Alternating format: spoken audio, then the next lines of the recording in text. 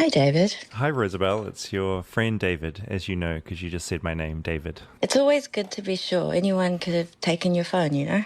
Today's topic for Flightless Bird is about the downfall of one of my old favorite Christian musicians. And you won't know anything about them, but I'm wondering if anyone that you've been a fan of has had a big downfall. I think it's inevitable that everyone has been a fan of someone who's been cancelled in the past decade.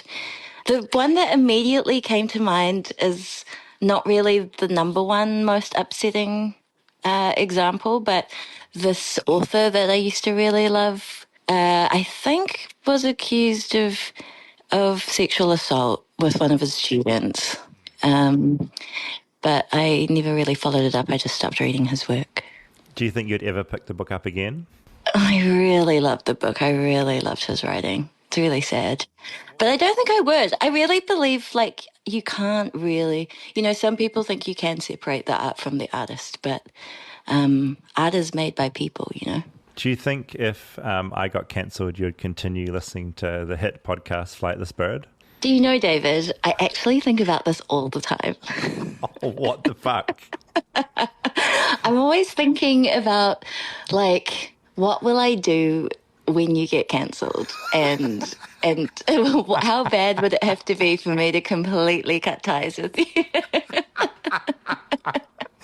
And how does it play out? It's really complicated. Like, do you think you'd stand by me if I got cancelled? No, absolutely not. What? You don't even know what I did yet. No, it depends what you did. It's the levels, isn't it, of what people do and like what you're willing to put up with. And then also there's like levels of like, would you still see them in private or like never in public, or is it just a complete cutoff? Yeah, well, but isn't that a bit weird or hypocritical to cut them off in public but still see them in private? That's what I'd do with you. If you were cancelled, I'd still talk to you in private, but you'd be cut from this podcast. I'd go and retroactively take you out of all the Flightless Bird intros that you've ever done. You could replace me with an AI. Wow. Okay. I'm David Farrier, a New Zealander accidentally marooned in America, and I want to figure out what makes this country tick. Now, last week we delved into the world of Christian contemporary music, or CCM for short. Rob and I revisiting some of the Christian bands we grew up with and sort of loved. That episode aired a few days after Charlie Kirk's memorial, which, if you didn't notice, was full of Christian contemporary music. It was a reminder that CCM is deeply embedded in America. And yes, that includes in American politics. In last week's episode, we briefly touched on two Christian bands that I personally loved, DC Talk and the Newsboys. And it's to those bands that we turn to today and the pretty dark, twisted story behind them. It's a story that touches on so many deeply American things. It gets very weird and very dark, so if you have kids listening in the car, this one probably isn't for them. So, prepare to learn about two of the biggest Christian bands of all time and just how unhinged things got, because this is the Christian Chaos episode. CRM was supposed to improve customer relationships. Instead, it's shorthand for can't resolve much. Which means you may have sunk a fortune into software that just bounces customer issues around but never actually solves them. On the ServiceNow AI platform, CRM stands for something better. With AI built into one platform, customers aren't mired in endless loops of automated indifference. They get what they need, when they need it. Bad CRM was then. This is ServiceNow.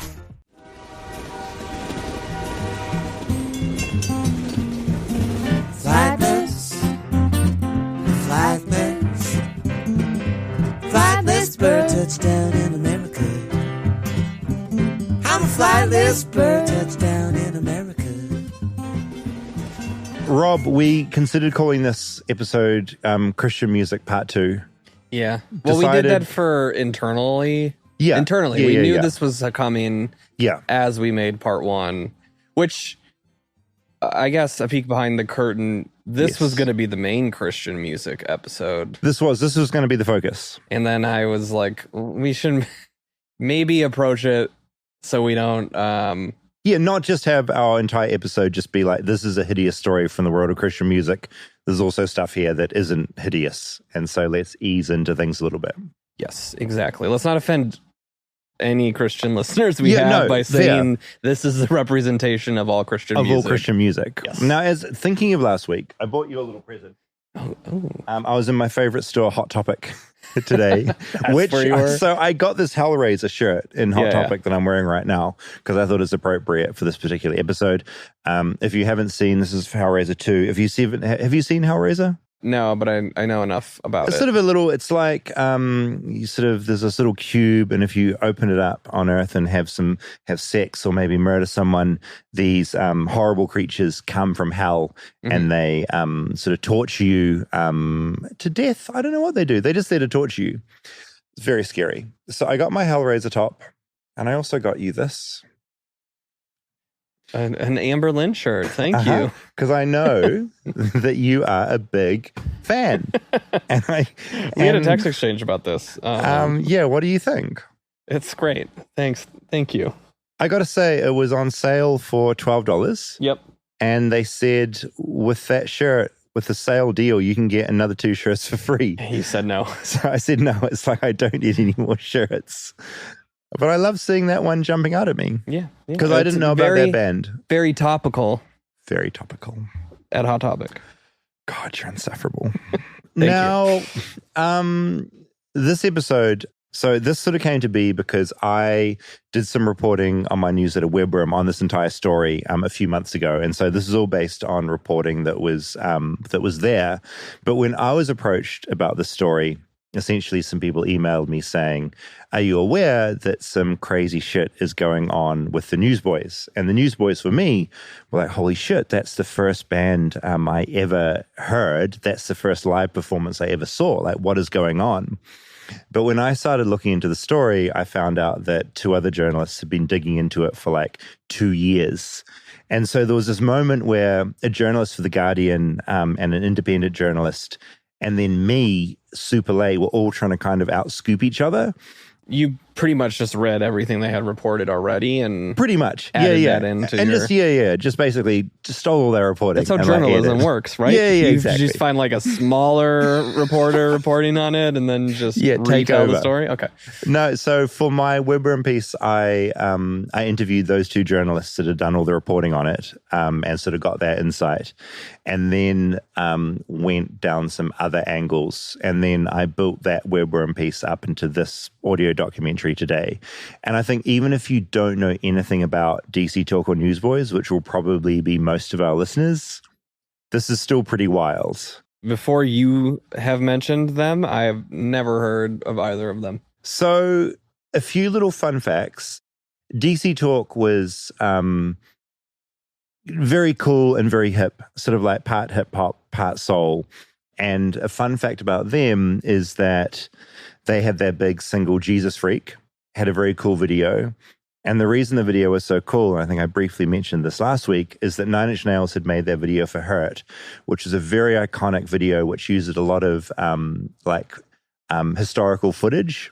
And it's kind of like all cut together in a very emotive way in this live performance that 9 Inch Nails did. DC Talk saw that and they're like, we want to be edgy. Like, this is like Hurt's the biggest video on MTV right now. Make the Christian version of this? Make a Christian version. And so essentially it's the same thing where it's like a band sort of performance in front of like found footage of like bombs going off. And it's not like Passion of the Christ. Not like Christ Passion of the footage. Christ. But like very like big, intense like footage from history.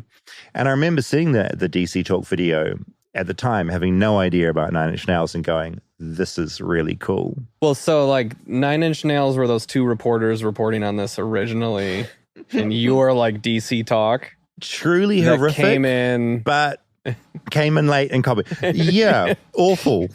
But that's exactly the same. Okay.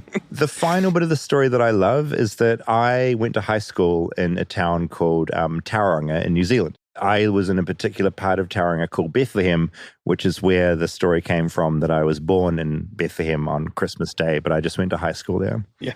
Anyway, I found out years later that a guy that taught in the media studies class at the local Polytech, Geopolytechs in America. Like a trade school? Like a trade school. Okay. Yeah, at a trade school. And I found out that the lecturer there Simon Maxwell was the guy that directed both those videos.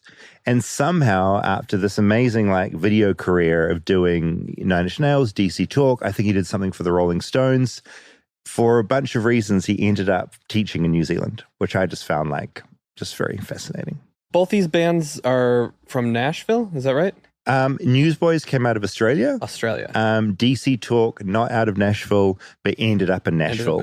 And they're both there now. Got it. And that's something that I hadn't understood until this, is that a lot of contemporary Christian music is all based in Nashville.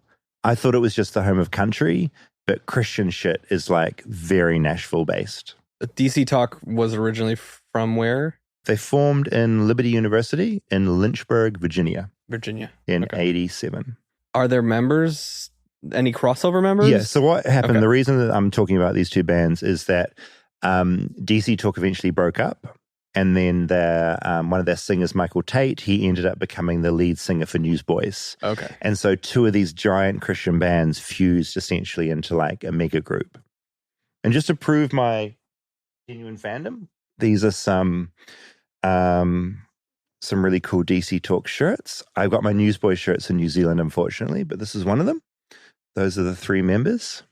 Michael Tait's the one in the orange? Michael Tait is the guy in orange, correct? And then this is my favorite DC Talk shirt. It says Jesus Freak on it. Okay. And Jesus Freak was basically a song that was about being yeah, I'm a Jesus freak. I'm cool. I'm into Jesus. This is awesome. Growing up, I looked to these bands as being, and specifically Michael Tait, as being an idea of what I should be. Yeah. And it kind of turns out that for the last 2 decades, he's kind of the worst role model you could ever imagine. Yeah, let's find out. Chapter 1, Israel, the Archangel Michael, and Teddy Ruxpin. I've been talking to Israel Anthem for a few months now because if anyone knows about DC Talk and Michael Tait, it's him. Israel grew up immersed in Christian music. It was his entire reality. I was born in Atlanta. When I was 3 or 4, we moved to Nashville, and that's where my childhood home always was. But I mainly grew up on a tour bus that had a painting on the side of it of shirtless Angel Michael holding a sword over his head with his foot on the devil's head. All of that starts to make sense when you realize that Israel was born into one of the most successful gospel trios of the 20th century. My grandmother, mother, and grandfather were in a group called the Rambos. That's how the family career started. My grandmother ended up writing 2,000 plus songs for Johnny Cash, Elvis, Whitney Houston, Dolly. She's on the Nashville Walk of Fame. And then my mom, her name is Reba Rambo. She had a very successful gospel music career as well. Israel's father, Donnie McGuire, was a music producer, essentially putting the family business on steroids. In 1981, his parents won a Grammy for Best Gospel Performance for their album, The Lord's Prayer.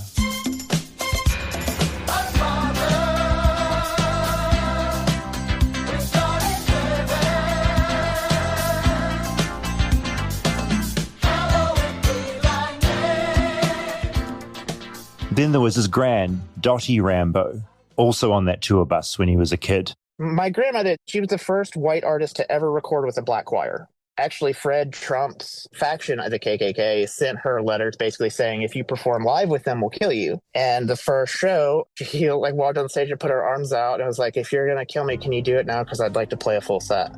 She did play that full set, arms outstretched.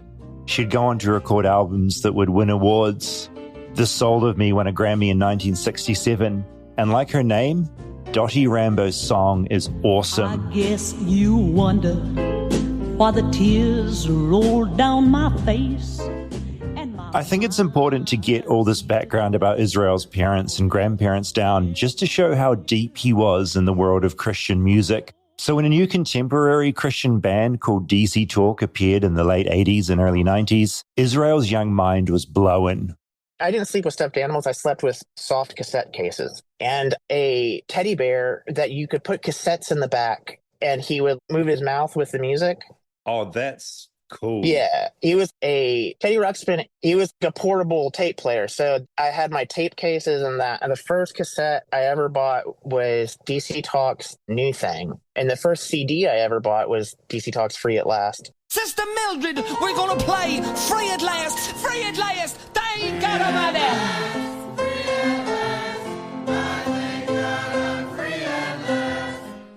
I loved rap. I used to wear Jinko and gel my hair back with extreme hold ponytail. I was in the 90s, man. But they were the only Christian artists that you could put on in front of a non-Christian and they wouldn't completely laugh at you. DC Talk was Toby McKeon, Kevin Mac Smith, and the very charismatic Michael Tait. Toby rapped, Kevin rocked, and Tait brought the soul and heart of DC Talk. They had 5 studio albums together before they eventually broke up, and are now known as the most popular overtly Christian act of all time. They were my favorite. I really looked up to them. I cannot explain how much I really loved and respected them and wanted to be like them at that age. Israel wasn't alone. Christian kids and teens the world over got hooked on DC Talk. Teens like Josiah. My name is Josiah Hesse. I'm a journalist from Denver, Colorado, originally from a little town in North Iowa called Clear Lake, the town that killed Buddy Holly. And that's where I spent 20 years, as an evangelical conservative. Throughout my childhood, there was literally nothing I was involved in that wasn't connected to evangelical Christianity. No sports, drama, academics, nothing. I'm talking to Josiah because, like Israel, he's a vital part of this story in ways you'll find out later. And like Israel, he was a DC Talk mega fan. It's often said that DC Talk were the Beatles of Christian rock. And that's, I think that's accurate on a number of levels when you think about everything the Beatles meant, not just as songwriters, but as cultural icons. DC Talk, obviously not on the same scale. They didn't change the world. They're not universally known. But in that world, they were as big as the Beatles. People screamed, trembled, freaked out. I had their posters on my wall, their T-shirts, all their cassettes and CDs. And these guys were my image, not only of godliness, but of cool. Of kind of hipster rock fashion. Over in New Zealand, me and my Christian friends loved DC Talk too. They were one of the first bands I listened to, and the first band I ever saw live at a thing called Parachute Christian Music Festival in New Zealand back in 1995. They felt incredibly hip and cool, hiring the same director to shoot Jesus Freak that Nine Inch Nails had just used to create their iconic Hurt video. And I had no idea about this at the time, but back when I was a teenage fan in New Zealand, DC Talk was very heavily aligned with the Republican Party. If you take yourself back to the late 90s and 2000s, gay marriage was the wedge issue of the presidential campaign in 2004 in George W. Bush's campaign, which, DC Talk and Michael Tait never formally endorsed him, but they did events with him. They wrote a song called Let's Roll about 9/11. That was, Bush's big phrase. So Tait was kind of, in a lot of ways, an ambassador culturally and politically of this movement. He was mentored by Jerry Falwell.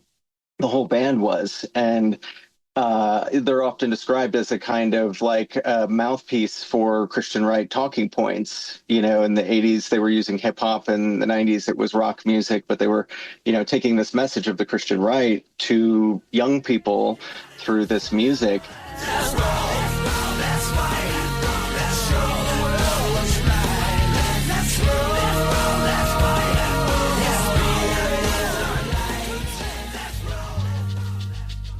DC Talk, with its very charismatic black member Michael Tait, talked about racial reconciliation, religious persecution, and sexual purity. They basically gave the Republican Party a rock and roll facelift, making the idea of politics cool to America's Christian kids. And it's here in the story that you need to know about another huge Christian band, this one hailing from Australia. Chapter 2, The Newsboys, MAGA, and Kevin Sorbo. If DC Talk was one of the first bands I ever heard, Newsboys was the second. I fucking loved the Newsboys and maintain to this day that they wrote certified bangers. I ran so far, will you take me back again? And Josiah agrees. The Newsboys, to keep that analogy going, could be said to be like the Rolling Stones of Christian rock. Maybe not in terms of rebellion, because you think of that dynamic of the Beatles and the Stones, like the Stones were known for being much more rebellious, even though they came from art school. The Newsboys formed in 1985 in Queensland, Australia, releasing 17 studio albums over their career. They had a number of lineup changes, including when lead singer John James left in 1997 to go preaching. He later revealed he had left due to drug and alcohol use. Without him, the band soldiered on, becoming one of Australia's biggest musical exports, despite being pretty much unknown by the general population. While the Newsboys grew, DC Talk started to pare things back, eventually stopping the band altogether in the 2000s. And that's when something amazing happened in the world of Christian music. In 2009, the Newsboys, still lacking a key lead singer, hired Michael Tait. Essentially, two of the world's biggest bands in Christian music merged together, becoming a kind of supergroup. They had more success than ever, launching into a new era of stardom with their song God's Not Dead in 2011. My God's not dead, he's surely alive. He's living on the inside, roaring like a lion. God's not dead, he's surely alive. He's living on the inside, roaring like a lion.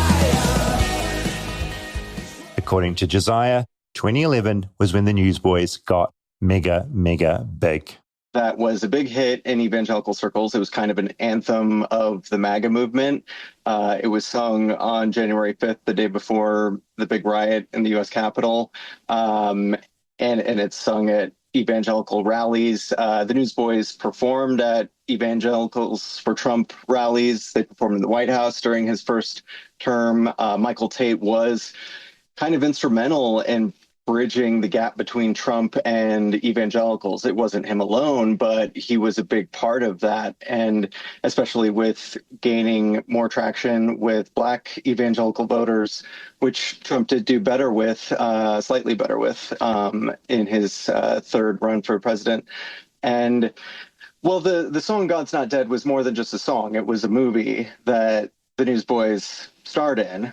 And Michael Tait had a role in, throughout all of the sequels. And all of these movies are Christian movies, and they're based around Christian persecution in America, whether it's the courts, education, the media, politics, academia. There's all these stories. I think there's like 5 or 6 of these movies, and they're all stories about people being persecuted. And it always leads up to, the Newsboys, their big cameo in it. And so, Michael Tait has had a substantial impact on this culture and the politics surrounding it, really going back to the 80s.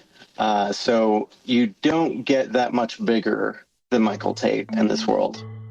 In the first God is Dead film, released in 2014 and starring Kevin Sorbo, Michael Tait converts a far-left journalist who has been diagnosed with terminal cancer. The conversion happens in the Newsboys' on-screen green room.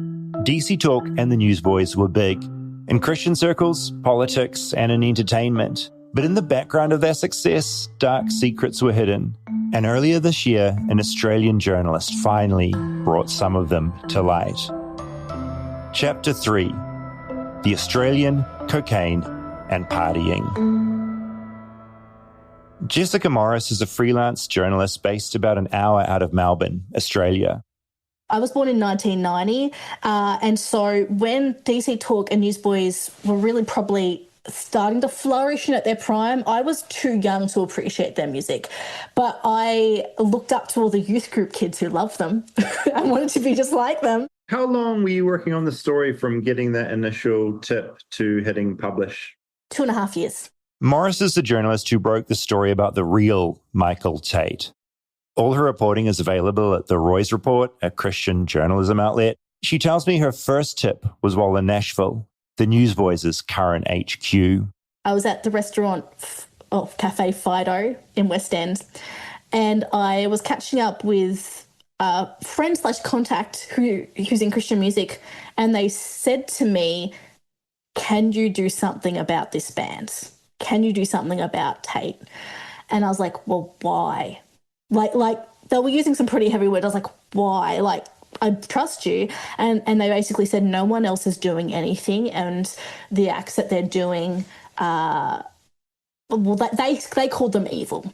At first, it wasn't clear what that evil was. And evil gets confusing in conservative Christian circles. For many Christians, being gay is considered the height of evil. And the word was that maybe Michael was gay. There was this underlying thing in Nashville where everyone was like, look, he's probably gay. He may be doing things, but we don't have proof of it, so we're going to leave it. That was the general consensus. Israel Anthem, who you heard from earlier, was one of those Nashville locals who knew about this aspect of Tait. He'd seen it himself at an award show after party a decade ago. The Dove Awards, for people who don't know, are like the Christian Grammys. They, to a lot of people, they mean something. So one year, I'd made a bluegrass record that won that year with my family. It was the first record I made with them. It was actually kind of a cool moment. But after the like award ceremony, my sister Destiny is like, "Do you want to go to the real after party?" And we went to like a penthouse like hotel, and it was probably a good, I'd say 30 to 45% of like the artists and winners that were at the ceremony, but it was everybody who was in the closet. Everybody who was like literally pretty much in the closet, and there was alcohol there. And somebody said, "It's crazy. Every gay person in gospel music is here." And somebody said, "Except Michael Tait." And somebody else said, "That man's not a homosexual. That man is an abuser." So abuser was also a word being muttered, not just at the Dove Awards after parties, but all over the Nashville music scene. There were people who were like, "Look, there's a lot of partying, and we don't like the partying. Like, it's concerning." I've heard that there was rumors about cocaine use. That's where things started. Jessica didn't care if Tait was gay, but cocaine use and abuse in the world's biggest Christian band, that might be a story. Working with my primary source, they were able to give me the names of probably 5 or 6 people. And it was then going, okay, I'll then reach out to this person because they trust this mutual source. And from there, the trust was built. So I found this whole circle of sources. It probably started at like maybe 6 people. Now it's well over 100, which is mind-boggling for me. Jessica flew back to Australia and got to work. Emails, Zooms, phone calls, slowly building trust and trying to figure out what the hell was going on. As she talked to more and more people about Michael Tait, she found some incredibly disturbing stories. Probably one of the most serious that I reported on was an incident that occurred in Fargo, North Dakota in December 2014. Now, that was when Michael was with the band, the Newsboys. He was their frontman. And on this off day on a tour Michael and a lot of Newsboys crew were drinking.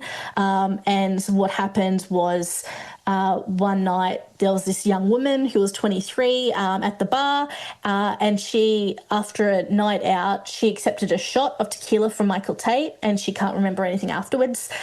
Basically, she went back with her friends, and we also did the same thing, access police files, footage, all sorts of things, and placed together what happened that night. And we found that she was basically essentially went to a room or led to a room, you could interpret different ways, by a crew member of the Newsboys. Not Michael Tait, but led to a room when then Michael Tait appeared. We don't have footage of what happened in that room, but she does have a memory of waking up in a very awful position, put it that way, where she believes she was sexually assaulted. And we see a footage of her leaving the room and she collapses in front of her door. And this all took place probably between, the hours of maybe 1:20 a.m. to 2 a.m. And so basically later, Michael Tait, he admitted to multiple people, "I didn't do anything, but I watched." The woman was a Christian fan of DC Talk. She'd never had sex before. The allegation of what happened in that room wasn't sex. It was rape. Not by Tait, but Tait was in the room when it happened. In addition, a more disgusting detail, she was on her period at the time and she woke up the next day and her tampon was shoved all the way up, which does not happen. It was with absolute force and she was like, something is wrong here. Over the next few days, she went to hospital multiple times. She filed a police report. The case went cold. And so nothing ever happened, even though multiple people alleged that they then spoke to the Newsboys management about this incident. And people have told me on and off record that it was essentially covered up. Now, the Newsboys, to be clear, have denied that. Jessica had discovered a world where Tait was involved in abuse, where management quite possibly knew about it and were actively helping to cover things up. But this year, things were set to explode. In January, 5 months before Jessica's story came out, Tait resigned suddenly as lead singer of the Newsboys after 15 years as their frontman. In a press release, he and the band didn't really indicate why. Tait said, "I've made for me what is a monumental and heartfelt decision that it's time to step down from Newsboys. This decision does not come lightly and has been a shock even to myself, but amidst prayer and fasting, I have clarity that this is the right decision." Fans were confused, but Jessica knew exactly why he had left. There were already murmurings on TikTok about his sexuality, and Tait himself probably knew a load of secrets were about to become public. Jessica published her first story about Tait on June 4.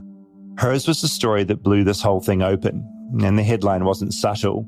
Former Newsboys frontman Michael Tait accused of sexual assault, grooming, and substance abuse dating back to 2004. At the time, Paramore's Hayley Williams took to social media to say, "Fuck all of you who knew and didn't say anything."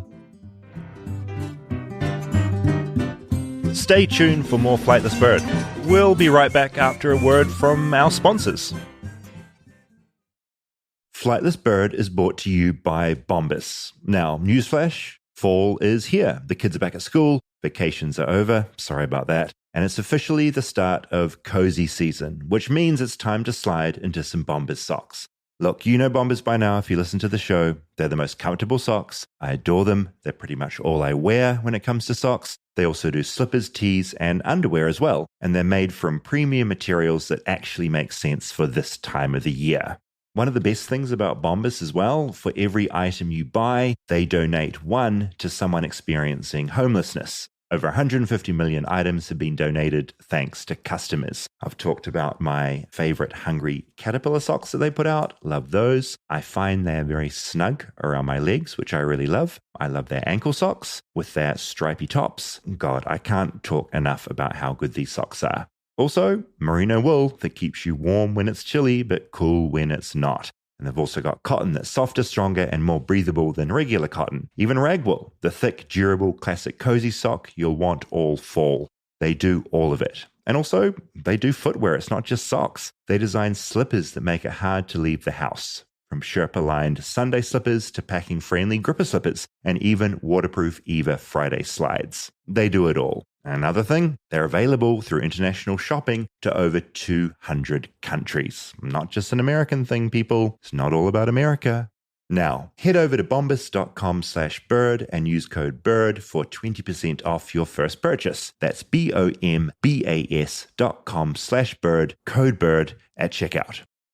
Support for Flightless Bird comes from Shopify. Now, when you've been online shopping, have you ever noticed that purple Shop Pay button and how easy it makes buying something online? I bet you didn't know that that purple button is the telltale sign that a store is entirely powered by Shopify. Shopify doesn't just make it easy to buy, it makes it incredibly easy to start a business, no matter what your experience is. There's a reason that purple Shop Pay button is so loved. Now, you know how it goes. It's midnight, you're in bed, you're scrolling through, you're shopping for some stuff, you're adding things to your cart. After 15 minutes, you decide you've done enough damage to your wallet, you decide to check out. But then you remember your wallet card, it's in the living room, and you don't really want to be bothered getting out of bed to get it. Just as you're getting ready to abandon your cart, that's when you see that purple shop button. The shop button that has all your payment and shipping information saved, saving you time while you stay warm in your bed. That is Shopify, and there's a reason that so many businesses sell with it, because Shopify makes everything easier, from checkout to creating your own storefront.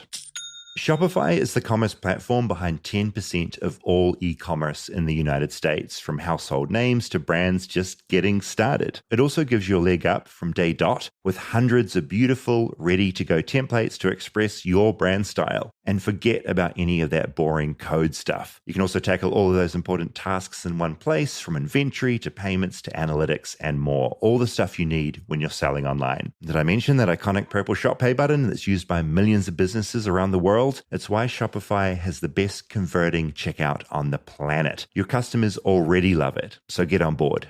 If you want to see less carts being abandoned, it's time for you to head over to Shopify. Sign up for your $1 per month trial and start selling today at shopify.com/bird. Go to shopify.com/bird, shopify.com/bird.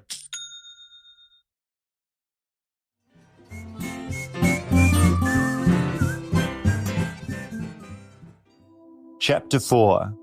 The Real Michael Tait. Josiah freelances for The Guardian, and while Jessica was working on her story, he was getting ready to publish his own. His report was more focused on Tait's younger male victims.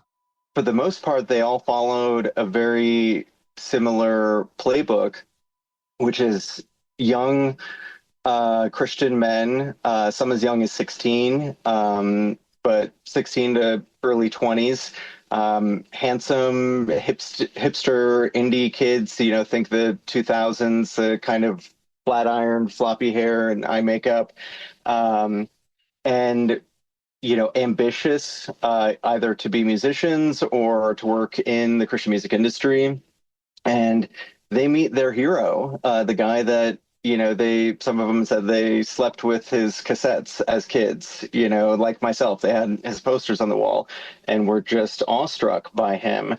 And he says things like, let's jam together, or let me introduce you to this person. And he brings them to parties at his house in Nashville where there are famous musicians hanging out. And there's a kind of what could be characterized as grooming going on, where there's an overwhelming sense of awe at the beginning, and then he starts to isolate these people.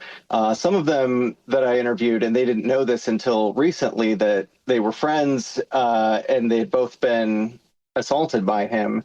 They only found out in the last year that it had happened to their best friend. And in those cases, Tait seemingly separated them, and that's when he started introducing them to harder drugs. Cocaine was a common one. Might start off with going out to bars, drinking at the house, maybe some cigarettes, maybe smoking a little weed. And then when they start spending more time alone, that's when he pulls out cocaine and more booze, like shots. And then there's a hot tub, and he has a no clothes allowed rule in the hot tub. And, things progress into fondling and, a lot of caressing and touching, massaging. And for several of the alleged victims that I reported on, they believed that they were drugged with some kind of sedative like Rufinol, because they just passed out. And so many of them have the same story of waking up in his bed. One of them woke up on the kitchen counter with his legs in the air, and Tait was, performing oral sex on their asshole. All of the stories just stacked up on top of each other. Others woke up in his bed. One of them woke up in a closet, and he was, doing things to them, molesting them, performing oral sex on them. And a lot of the time it's people saying no, or trying to roll over and act like nothing's happening. One guy said no several times and kept passing out. He said it happened 3 times.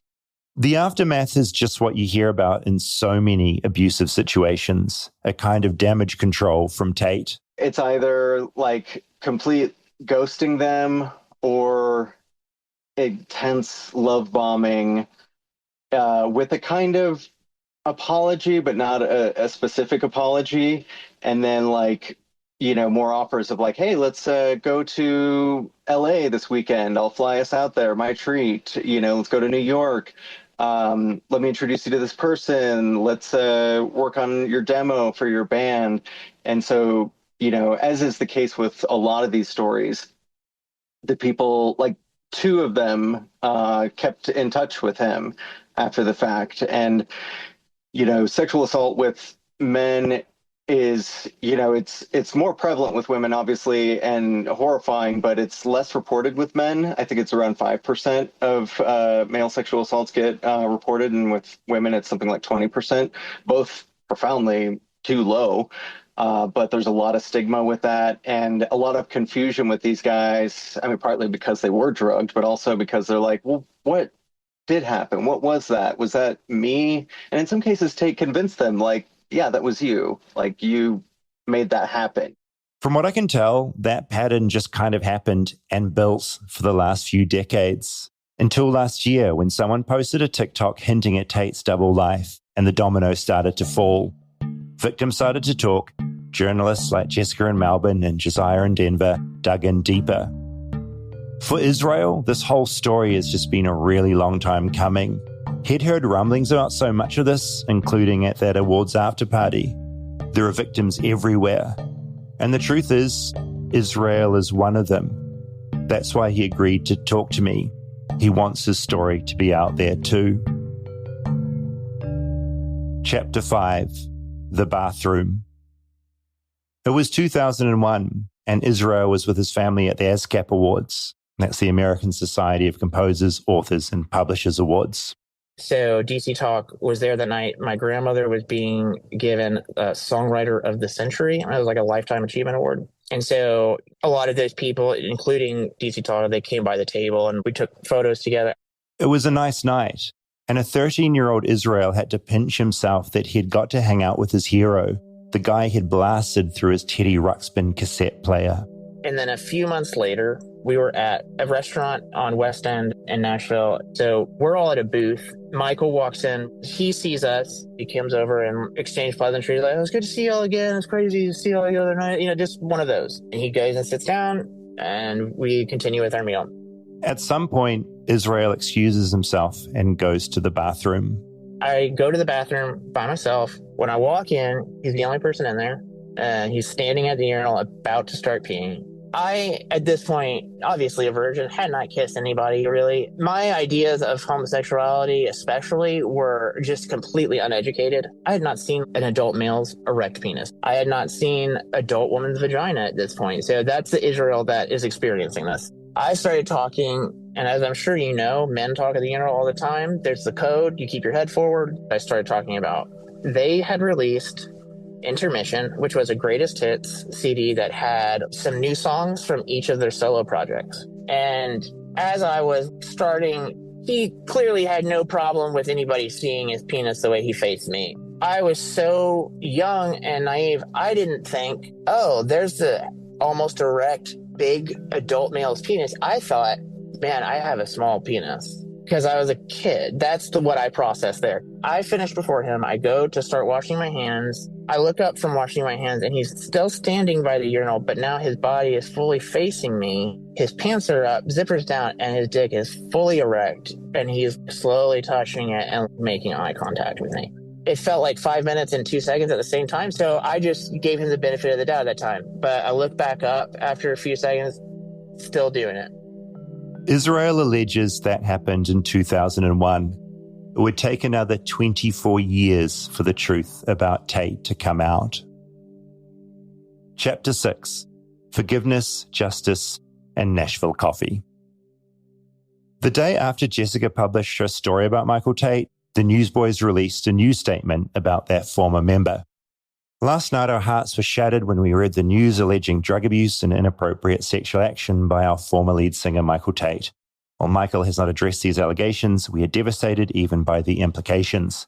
When he left the band in January, Michael confessed to us and our management that he had been living a double life, but we never imagined that it could be this bad. Not long after that, Tait himself posted a new message on social media. Josiah remembers it well because it was a few days before he published even more allegations in The Guardian. Michael Tait, just before my article came out, dropped a post on Instagram called My Confession, where he admitted to, for 20 years abusing alcohol and cocaine. And I believe the quote was, touching other men in an unwanted, sensual way, which is really, watering it down. For Josiah, a lifetime fan of DC Talk and the Newsboys, this was all just so weird. I feel the same way. I'm no longer Christian, but up until I worked on this story and started talking to Tait's victims directly, I was still listening to DC Talk and the Newsboys sometimes. Josiah has been thinking a lot about this as he continues to report on Tait. With the second story that I did, where a guy who was the founding manager of Evanescence, he was around the band a lot during, around DC Talk a lot during their heyday. He was in the room when they recorded Jesus Freak. And he's telling me these stories about Tait, grabbing guys' genitals. And I don't know if he was on cocaine at that time, but it is so surreal to think about myself. It wasn't just that they were in this industry or they identified as Christians. They really were propagandists, ultimately, that instructed us on what to do and what not to do when it came to, hedonism and morality. So it was surreal to think about Michael Tait, having sex with underage men and snorting cocaine in the midst of all that. As for Tait himself, he was spotted in Las Vegas and then in Utah, apparently going to rehab for a period. But as of right now, Jessica tells me he's been spotted back in Nashville. Since the stories have broken, I've had 3 random people sources reach out to me to saying, I saw Michael Tait in a coffee shop in Nashville today, or I saw him at a Kroger. I saw this. I've had some people tell me a little bit off record, but basically he's still, as far as I'm aware, without talking to him, he's still living his life in Nashville. He's still doing his thing. I know he's got a very supportive community around him who care for him and are taking care of him. And yeah, he has, it's ironic to me that with these allegations, he can walk around his hometown apparently relatively carefree and get coffee, while I have sources and some survivors who are actually terrified that if their name gets dropped, they will just lose everything. For Jessica, it says a lot about how certain Christian organizations think about forgiveness and justice, and how these two things are treated with very different levels of importance. In the evangelical community and the Christian community, and I include myself in that, I think it says a lot about the fact that we should value repentance and we should value forgiveness and owning what we've done. But there is a difference between, I think, mercy and repentance and forgiveness and justice. Justice still needs to take its place, and there's a humility that needs to come with that. And I don't, on a human level, fully don't understand why there seems to be a gap between that. I don't think you can say, well, he made a confession, so now he's okay, he's forgiven, he should be reinstored to... no, that doesn't happen. There has to be, I would say, legal consequences to this should victims choose to go forward with it. And we know that a preliminary investigation has started. So I'm really hopeful that the truth will come to light and that people will be safe. Chapter 7, The Devil. While it's unclear if any of Tait's victims, some allegedly as young as 13, will try and take any kind of legal action, the Newsboys management certainly are, but not against Tait. On June 17, Newsboys Touring LLC and Newsboys Inc. sued a small Canadian concert promoter to the tune of $5.4 million, saying, "The Newsboys have been lowered in the estimation of right-thinking members of society.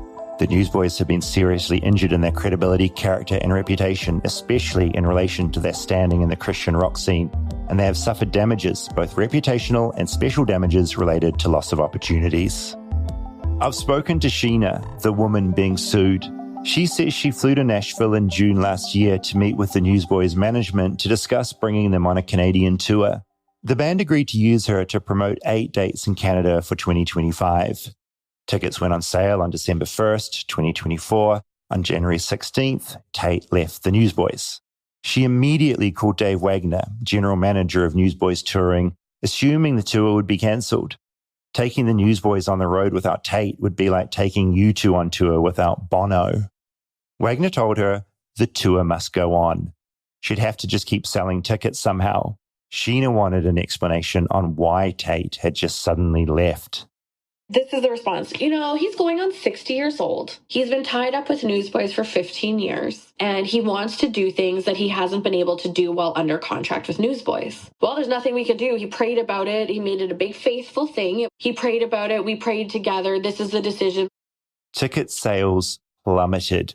Not long after this, the TikTok about Tait's double life started circulating on social media. Sheena says that Dave Wagner responded by telling her, "We have people right now scrubbing the internet for anything like this. It will be removed. This will die down." It didn't die down. So 3 weeks before the tour started, some of my shows I had 250 tickets in a 2,000-seater that I'm paying over $70,000 for the show.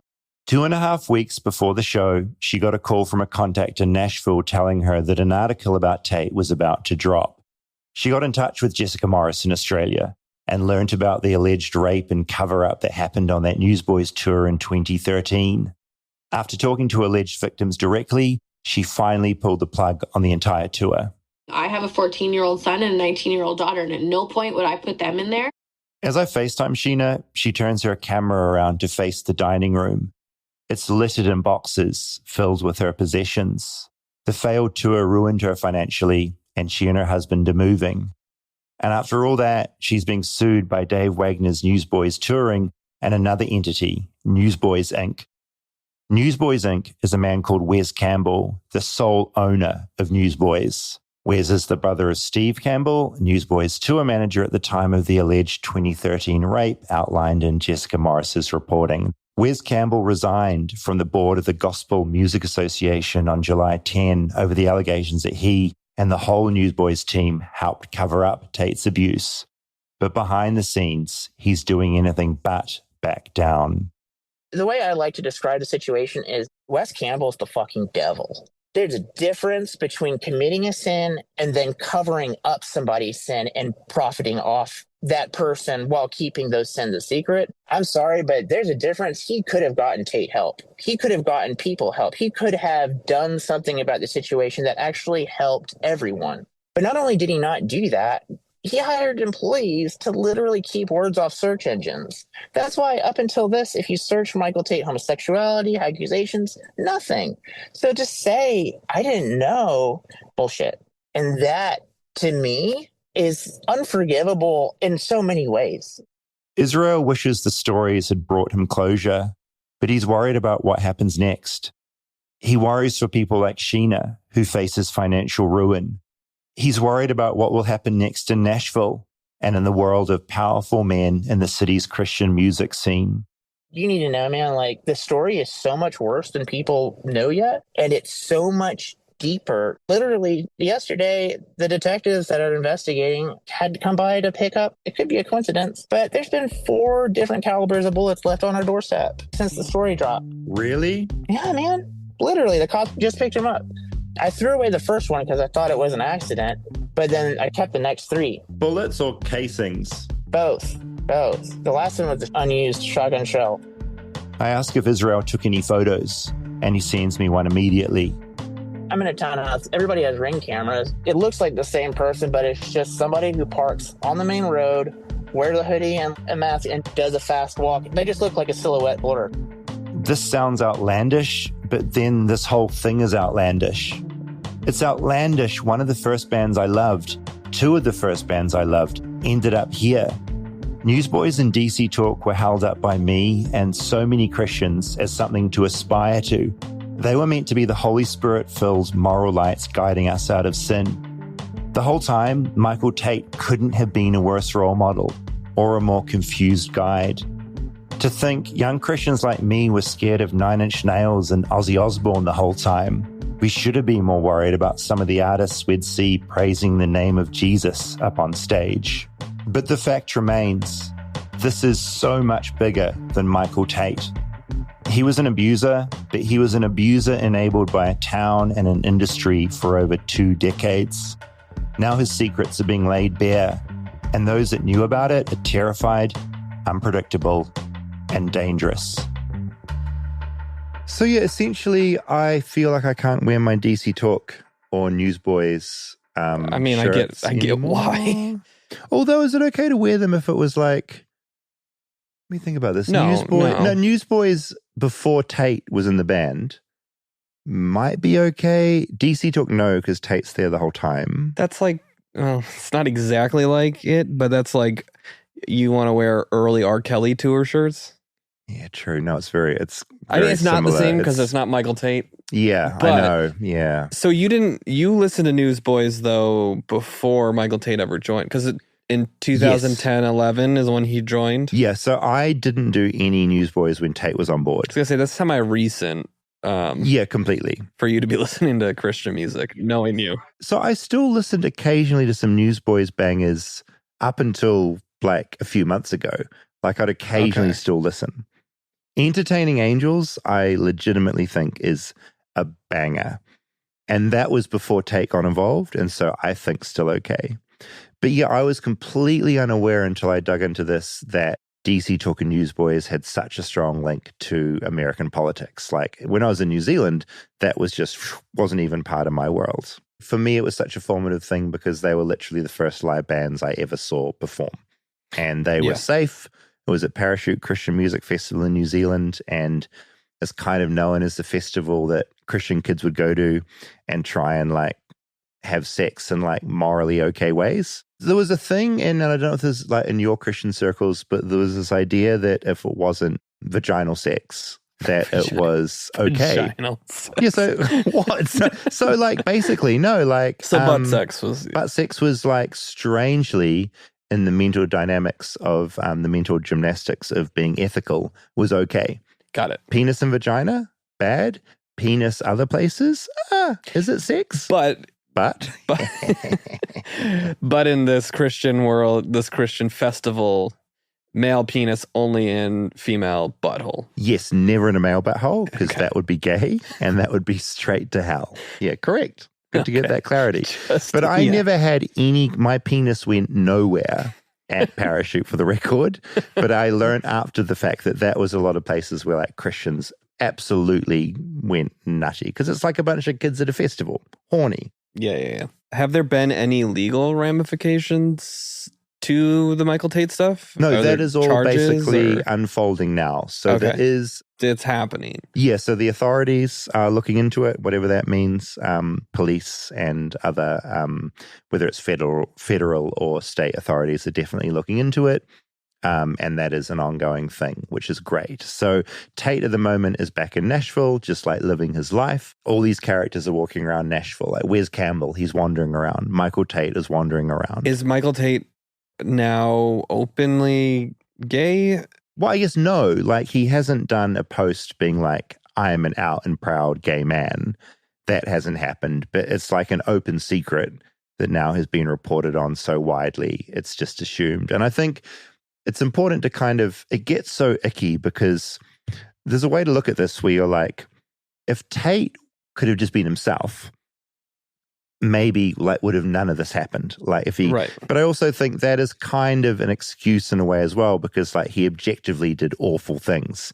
And I don't think being a closeted gay man is like an excuse to be like, oh, so I went and did all this horrible shit. Yeah, I don't think it's an excuse. I think it's somewhat of an explanation, but not the full explanation. But not a justification of anything. 100%. Like in a perfect world, like it shouldn't have been a sin for him to like be gay. Right. And maybe that would have taken the pressure off and this other shit wouldn't have happened. But it sounds like he was so predatory for so long that it's like this whole other problem going on. Has the church, is it like a Scientology situation where they're behind these and trying to cover up some of it? It feels like it. You know, essentially, I mean, there's certainly elements of the Christian music scene that's like, this is terrible and this is no good. But as far as like Newsboys, the Newsboys management and that whole team goes, and probably a bunch of the Christian music artists that were forming and their music was being played at Charlie Kirk's funeral, they're all just like buttoning down and like not addressing any of this stuff. And so I think the big question now within the world of Christian music is like, will this make a difference? And like, will people be accountable? And like, will there be changes made in other, in the dynamics of other tours and other like groups, or will nothing change and Michael Tait will be like the fall guy, but nothing will change? To me, I mean, a lot of this is how awful the things Michael Tait was doing. But also to go back to what Aaron was telling us a little bit the week before about how his manager was saying the Christian music industry is so polluted. Totally. It, to me, speaks a lot about that as well. 100%. And I think it's a bit like just in general, just like the megachurch culture, like they're not going to call each other out. Like they're all like pretty like money hungry. Yeah. And that's pretty clear. Which though is also ironic given the morals that are supposed to be coming from insane. This. I mean, that's always like the thing with all this stuff, right? Yeah, it's the like, hypocrisy of it. Yeah, it's funny. It would be funny if it wasn't so horrific and awful. Yeah. And that's what I like. I was talking with Hayden about this, who you always hear at the beginning of this podcast. And he's, because we both grew up in the scene. And we're both sort of talking about how like annoying it is. Like we genuinely looked at Michael Tait as being like cool and moral.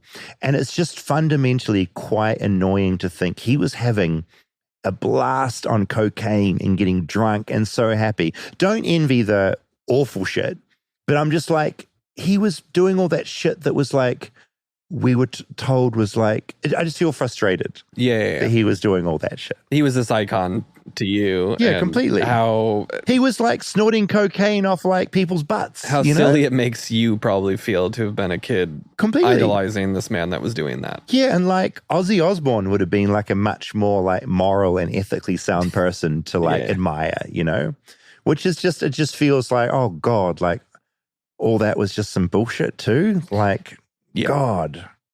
Yeah, so that's kind of part of it. I mean, the other weird thing, the fact that they're a band with an owner. Like, this seems uniquely Christian music industry. Like, I know a lot of bands and a lot of people within it, and I don't think I've ever heard of that before. No, I mean, I didn't know it either until this point. Like, also just to have like one man who like owns the entity. I'm the CEO of this band and I'm not the singer. So no, my understanding is a lot of the like the Newsboys members aren't like filthy rich. Like the money funnels straight to him and he'll like distribute. And he obviously, Wes is suing this tiny, it's literally a husband and wife team, suing them for $5.4 million, which seems like a random amount, but that's the amount that he is being sued for by someone else. So it almost just seems like just a blatant like, fuck you, I'm going after this amount of money.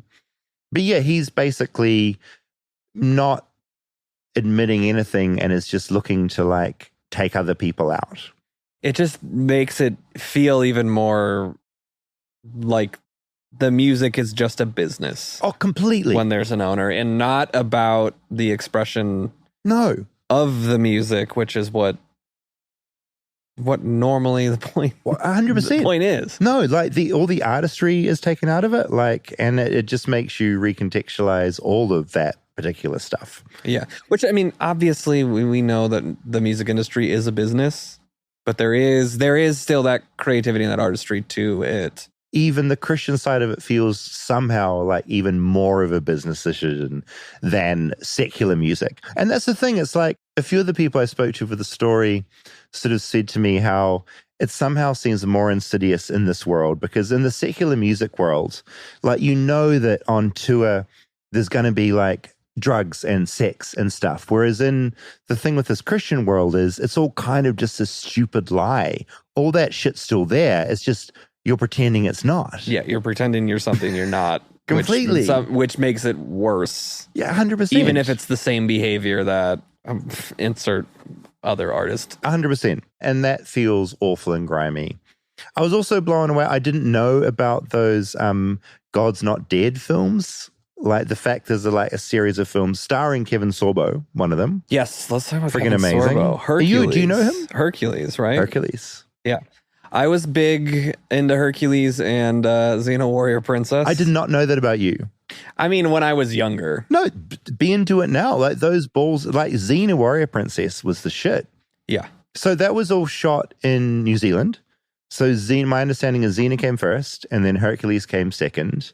And just madly, Kevin Sorbo, who at the time as a kid, I was like, you're cool. Until his image popped up in the doc, I would not have known him by name. So Kevin is one of the most like deranged Republican tweeters you could imagine. Okay. He's like a Dean Cain. Yeah, he's Dean Cain level of like, he's like a parody, but he's being legit. And whereas Lucy Lawless, Xena, she's amazing. I think she still lives in New Zealand and she's like a big environmental campaigner and just seems like the most kick-ass human you could imagine. Kevin Sorbo, massive piece of shit. I mean, yeah, that was when I was watching those, it was when we didn't have TiVo or streamers. No, it was like 8:30 p.m. What's on USA Network? It's Xena and Hercules. What one did you like the most?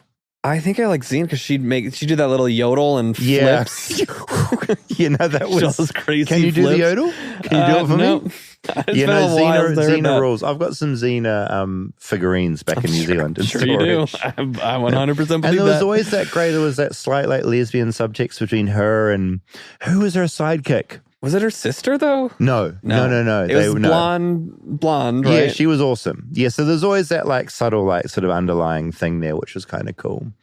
And then occasionally I did some crossover episodes where like they'd be in the same thing. I did like that kind of world building that they did best. and combining. And yeah, when the X-Files did that with some other shows, they did it with Millennium and the Lone Gunman. Like any of those crossover shows in the 90s were the best. Scooby-Doo.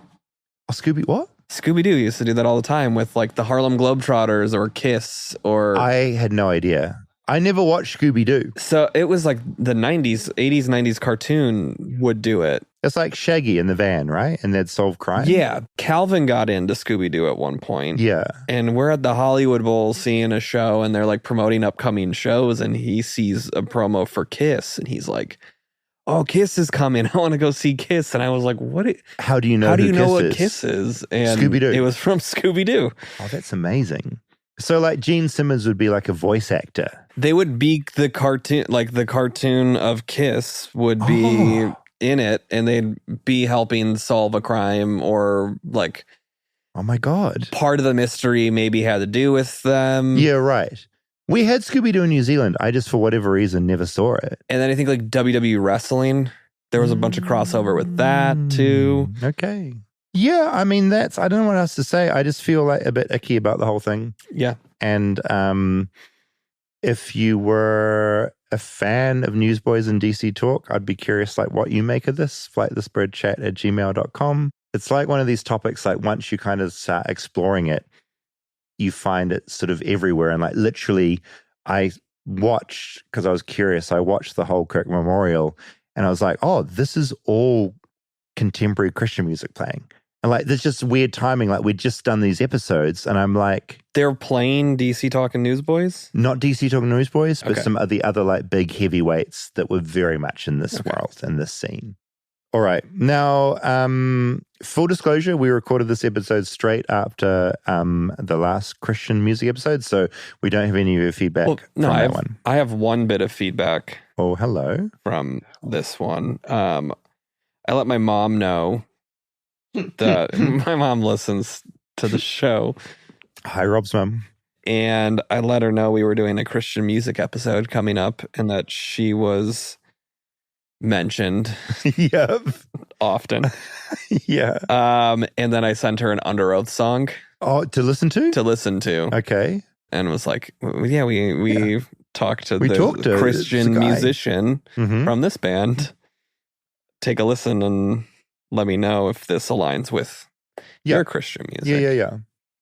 And her response was, that's a little more than what we play. It doesn't really sound Christian to me. And then she sent me a Pat Barrett song called Act Justly love mercy, walk humbly, and said, that's more what I like. We play this at church. That is exactly how my mum texts, just like very straight. Yeah. Like, do you think she would have listened to the whole track? Do you want me to I'll play a little preview of what I played? Oh, your poor mum.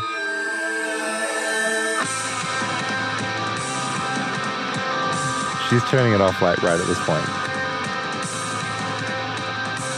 There's going to be some intense vocals coming in.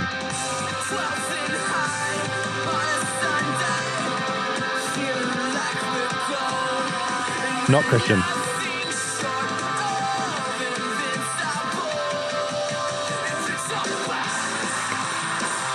You know, that's the point she's turning it off. I guarantee Yeah, when the screaming starts, she turns it off. I just love that. I love how parents engage with text. It's the best. Thanks, Rob's mum. As long as she's listening. Yeah, we'll keep making this. We'll keep making the show. A few bits of feedback, though, from some other epis. Elena wrote in, love the show. Listened since the beginning. Thank you, Elena. While listening to the Chipotle episode, I was super surprised to hear you mentioned Mad Mex as a New Zealand version of Chipotle. I live in Pittsburgh, and there's a local restaurant chain here called Mad Mex. And it's not exactly like Chipotle or fast food. It's a sit-down restaurant with a bar. The food is very Americanized version of Mexican food, but it's good. Anyway, I was curious how there was also a Mad Mex in New Zealand and wondered if it was somehow the same chain.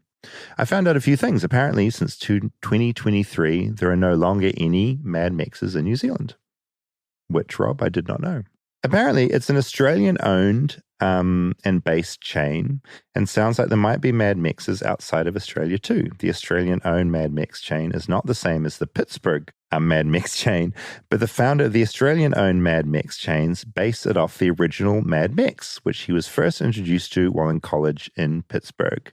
So, in short, it's inspired by the Pittsburgh Mad Mex, apparently, but not the same thing. Super weird. Thought you might find it interesting. I always admire anyone that does a deep dive. That chef, Nate Appleman, that helped revamp Chipotle's menu, he now lives in Australia. Oh my God, it deepens. And he's running food development, doing something with Guzman y Gomez. Right. Because I reached out to him to talk to us about Chipotle, but said he's working for their competitor now in Australia. There's some kind of like American, Mexican, Australian synergy happening. I did see also some feedback that people were disappointed we didn't mention Qdoba. What is that? It's a lot like Chipotle. Okay. There was a bunch in Chicago. I liked Qdoba. I think I preferred them for a little bit over Chipotle. I know they had a partnership with the Blackhawks during their reign. That was part of it. And they had some of the players made their own burritos. Do you think potentially they made a better burrito, or were you swayed by the branding? I was swayed by the branding. Yeah. They were very, very similar. I don't know the difference between the two. If it was a blind taste test, you'd struggle. I would struggle. Bit of feedback about how you pronounced Chipotle versus Chipotle. I sometimes gloss over the T. The T scares me. I don't know. I don't want to say it wrong. I've heard people say it very wrong. Rob, I think everything you say is perfect, in my humble opinion. Julie wrote in regards to me rambling on during the Subway episode about Jared being a person associated with a brand and New Zealand having no sort of iconic people associated. Uh-oh. I got it very wrong. I can't believe, David, you forgot the Briscoes lady. Briscoes is a chain we have in New Zealand, Rob. It's like kind of like a Target, I guess. But the Briscoes lady, iconic. She's been around for like hundreds of years. She's hundreds amazing. Of years. Is she a cartoon? She is a real human. But she's been around hundreds of years. No, she's been around. It seems like she's always existed. But she's a human. She's a human. Okay. She's a human Is she woman. An actress? Or she's just... No, she's just like this likable, wonderful woman who's in all the Briscoes ads. She's very excited about the sales that they have. Mm-hmm. And she's just like part of the fabric of our entire culture. She's just so lovely and pure and just like, she's like your mum. She doesn't look that old either. I never said she did. You said she's been around for hundreds of years. Yeah, I didn't say she looked old, though. She's like a beautiful woman that's been around for hundreds of years. Old people can also be beautiful, Rob. Yeah. Don't judge. Somehow turn that Got on me. Got you bastard. So I just want to give tribute to the Briscoes lady because she is iconic. Call David if you're listening. Call me. flightlessbreadchat@gmail.com. I'd put you on the show. Finally, she just said, many years ago, I worked with a chap who had a bit of a thing for the Briscoes lady, and someone made him a calendar with her image scattered all through it. Slightly creepy. That's a good idea for the holidays this year. Flightless Bird calendar? I don't think anyone wants that. But if you do, sound off in the comments just or email us. flightlessbreadchat@gmail.com how much you would pay for it. Yeah.